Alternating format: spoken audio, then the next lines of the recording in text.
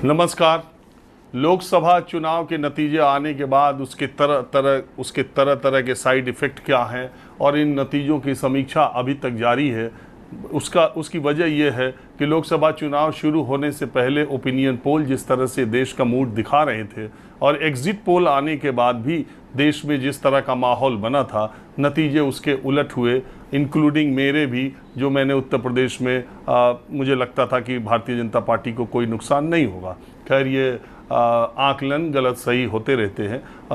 मेरा मध्य प्रदेश में भी मैंने कहा था कांग्रेस की सरकार नहीं आएगी, तो कांग्रेस की सरकार आएगी तो वहाँ भारतीय जनता पार्टी की आ गई। यहाँ मुझे लगता था कि बीजेपी का 2-4 सीट का नुकसान होगा, लेकिन बीजेपी का 30 सीट के करीब 29 सीटों का नुकसान हुआ।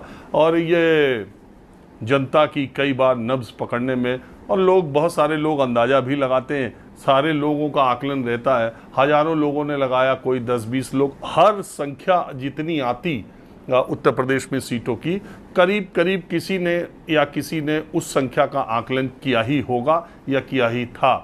आकलन अपनी जगह है और माहौल अपनी जगह है, नतीजे अपनी जगह हैं। जब जैसा सामने दिखता है, एक न्यूज़ रिपोर्टर उस हिसाब से उन चीज़ों को सामने रखने की कोशिश करता है। बहरहाल वो चीज़ें अपनी तरफ हैं, लेकिन नतीजे जो चौंकाने वाले आए वो तो समाजवादी पार्टी के सबसे बड़ी पार्टी 37 सीटों के जीतने के तो थे ही, कांग्रेस पार्टी के 6 सीटों के जीतने के लिए थे ही, लेकिन मुझे जिन नतीजों ने सबसे ज़्यादा चौंकाया है वो 2022 के चुनाव में भी आमने सामने की टक्कर में मैंने ज़िंदगी में कभी नहीं सोचा था कि इस तरह की स्थिति बहुजन समाज पार्टी की होगी, जबकि 403 विधानसभा वाली प्रदेश में, सूबे में, जहां 4 बार उत्तर प्रदेश की मुख्यमंत्री मायावती रह चुकी हैं, वहां पर एक सीट यानी रसड़ा विधानसभा से बीएसपी जीतेगी। वो भी बीएसपी नहीं, वहां के कैंडिडेट उमाशंकर सिंह की जीत थी। 2019 में मायावती ने अखिलेश यादव के साथ गठबंधन कर 10 सीटें जीत ली थी। 2014 में भी उनकी 0 सीटें थीं, लेकिन 2024 के चुनाव में यकीन मानिए उनके टिकटों के बंटवारे के साथ ही ये सबको एहसास होने लगा था कि बीएसपी का खाता उत्तर प्रदेश में खुलने वाला नहीं, और बीएसपी को उनके टिकटों के बंटवारे, टिकटों के काटने, हमेशा कई जगहों के 2-2, 3-3 बार काटने की वजह से ये तो मालूम था कि उत्तर प्रदेश में बसपा का खाता नहीं खुलने वाला। जब विधानसभा सीट में एक सीट मिली विधानसभा चुनाव में, तो लोकसभा में खाता खुलना मुश्किल है। लेकिन बड़ी हैरत की बात है, और मैं इसलिए हैरत की बात करता हूं कि मैंने अपनी ही ज़िंदगी में बहुजन समाज पार्टी का जन्म से लेकर उसके उत्थान और उत्कर्ष तक पहुंचने तक को मैंने देखा था, और मैं ये महसूस अंदर से तब भी करता था और अब भी करता हूं कि मान्यवर कांशी राम ने जो काम किया, खास करके दलित समाज के राजनीतिक, सामाजिक, आर्थिक उत्थान के लिए, वो बेमिसाल है, अतुलनीय है। हमने खुद देखा कि किस तरह से दलित समाज को और अदर बैकवर्ड क्लास को जोड़कर कांशी राम ने एक ऐसी मजबूत समीकरण उत्तर प्रदेश में बना दिया था जो कि लगता था कि अगले सदी तक कभी अप्रासंगिक नहीं होगा।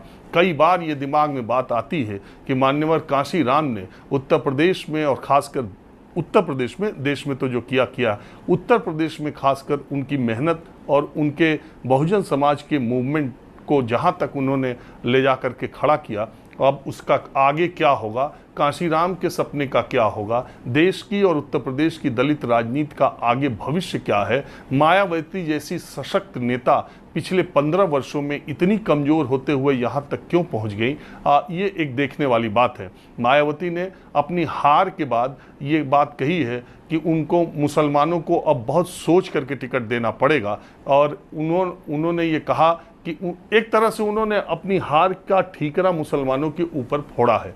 ये बात बिल्कुल सही है कि दलित और मुसलमान सेंटिमेंट्स के स्तर पर, सामाजिक स्तर पर बहुत एक दूसरे से मेल खाते हैं। मैं कई बार ये कहता हूँ कि उत्तर प्रदेश के गाँवों और बस्तियों में आप जाएंगे तो आपको अक्सर दलित बस्तियों के बगल में ही मुस्लिम बस्तियाँ मिल जाती हैं, और दोनों में एक पारस्परिक जो सामंजस्य है वो नेचुरल है, प्राकृतिक है, और ये गठजोड़ बहुत ही ताकतवर गठजोड़ के तौर पर उत्तर प्रदेश की राजनीति में अब अपनी भूमिका निभाता रहा है। लेकिन मुसलमानों, और दूसरी इंटरेस्टिंग बात कई बार कई चुनाव में ऐसा हुआ कि जब मुल्ला मुलायम कहे जाने वाले मुलायम सिंह को मुसलमानों ने उतना समर्थन नहीं किया, कई बार जितना मायावती को किया।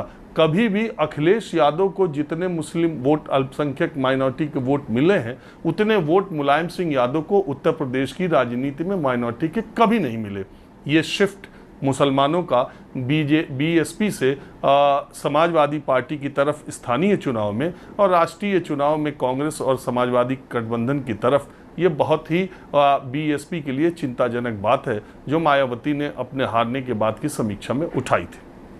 अब थोड़ा 2024 के चुनाव के नतीजों पर मैं आपको कुछ ऐसी चीज़ें बताता हूँ।